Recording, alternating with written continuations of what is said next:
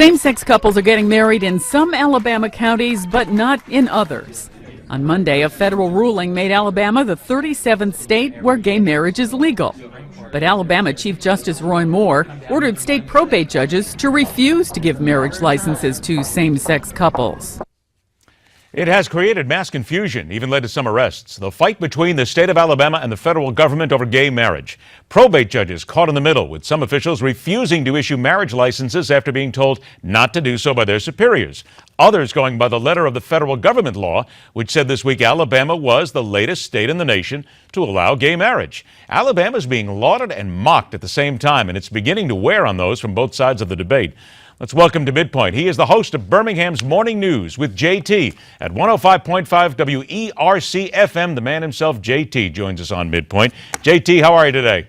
I'm great. I'm glad to be with you. Thanks for having me. Pleasure. What's it been like here, and what are you getting back from people in the morning now in the last 24 hours?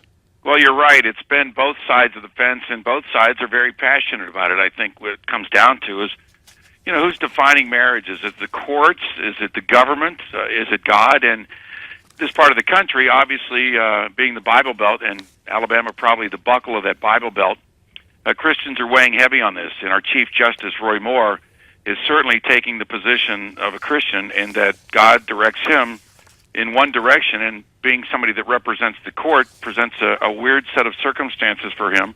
But he is not moving. It doesn't matter what court will tell him to rule. He went through this with the Ten Commandments when they asked him to remove the Ten Commandments from his courthouse, and he refused to do that. He ultimately did comply with the law, but yeah, we've heard from both sides. I've had Roy Moore on the show with me. I've had gay pride people on the show with me. We've had our listeners weigh in. And right now, as you mentioned, the probate judges are kind of on the fence, but most in the counties here in Alabama have decided not to marry people, period, heterosexual or same-sex couples, until this whole thing can be worked out. And right now, Roy Moore is saying, I'm not going to do it, and I'm asking my probate judges not to do it. Now, U.S. District Judge Callie Grenade, she is the one that ruled back in January to lift the ban on gay marriage, and she, issued a stay, putting it on hold until this past Monday, February 9th. Our Attorney General wanted to go through the appeal process to stop it. The appellate court didn't even want to look at it, so that opened the doors for same-sex marriages to begin, and they did here in Birmingham and all the other areas of the state. All right, now, there's a lot of discussion about Alabama.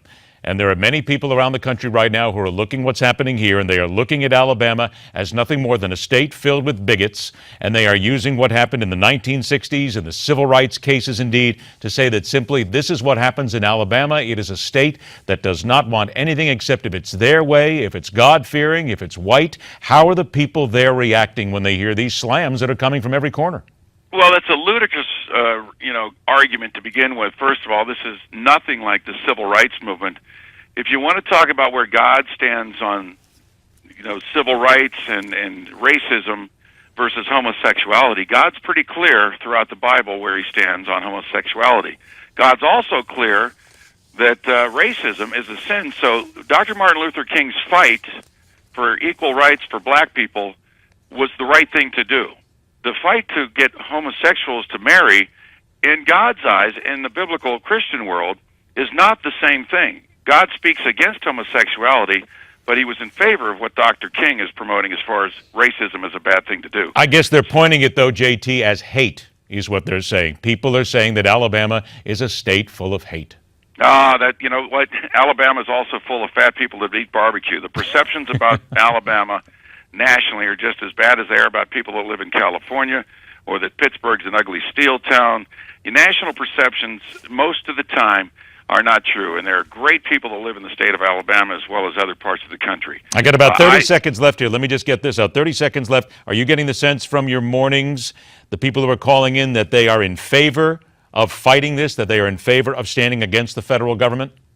There are a number of people here that believe that God's answer is what it is, and his stance is what it is. There are also people that are Christians that say, it's not my position to worry about everybody else's sins that they're committing. I'm asked by Christ to go ahead and love these people, and through that, show them compassion and develop a relationship there. So it's both sides of the fence here, but this is certainly a fluid situation that is not over for sure. If you're in Birmingham, make sure you join the conversation. It's at WERC FM in Birmingham, Alabama. JT and the Morning Show crew, they'll take care of you there. JT, thanks a lot for joining us. Thank you. Pleasure. All right, an American traitor to some, a news correspondent to others. Just one of the items will knock around at the water cooler next. And telling it like it is later, the poster child for vidiots over the Brian Williams case.